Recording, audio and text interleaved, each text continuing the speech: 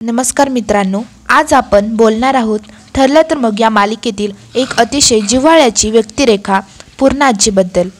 पूर्णा आजीची भूमिका ज्येष्ठ अभिनेत्री ज्योती चांदेकर यांनी अतिशय सुंदर, नैसर्गिक आणि प्रभावी पद्धतीने साकारली होती।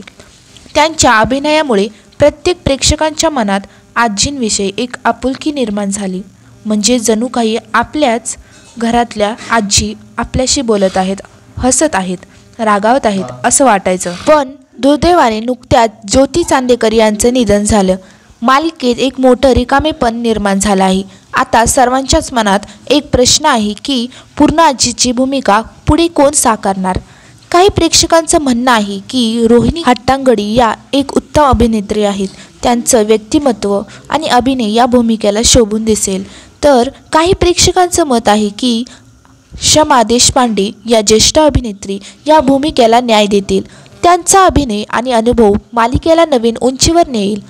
पण अजून काही प्रेक्षकांचं ठाम मत आहे की पूर्णा आजी म्हणजे फक्त आणि फक्त ज्योती चांदेकर, त्यांची जागा कोणीही घेऊ शकत नाही, कारण त्या फक्त एक भूमिका साकारत नव्हत्या, तर त्या व्यक्तिरेखेच्या माध्यमातून प्रेक्षकांच्या मनात घर करून बसल्या होत्या। खरं पाहता मालिकेत एखाद्या कलाकाराची जागा दुसरा घेतो तेव्हा प्रेक्षकांना जुळवून घेणं कठीण जातं। विशेषतः आजी, आई किंवा वडील अशा व्यक्तिरेखा प्रेक्षकांसाठी केवळ कलाकार राहत नाहीत, तर त्या घराचा एक भाग होतात। त्यामुळे ही जागा कोण घेणार हा प्रश्न प्रेक्षकांच्या मनात नैसर्गिकरित्या निर्माण झालाय। आता हा निर्णय दिग्दर्शक आणि निर्मात्यांचा आहे, ते नवीन चेहरा घेणार की भूमिका बंद करणार हे पाहणं औत्सुक्याचं ठरेल।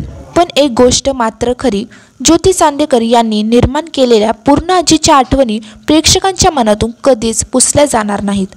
मग आता तुम्ही सांगा, तुमच्या मते पूर्णा आजीची भूमिका कोण साकारायला हवी? रोहिणी हट्टंगडी की शमा देशपांडे की मग ज्योती चांदेकर यांची जागा कोणी घेऊ शकणार नाही असं तुम्हाला वाटतं?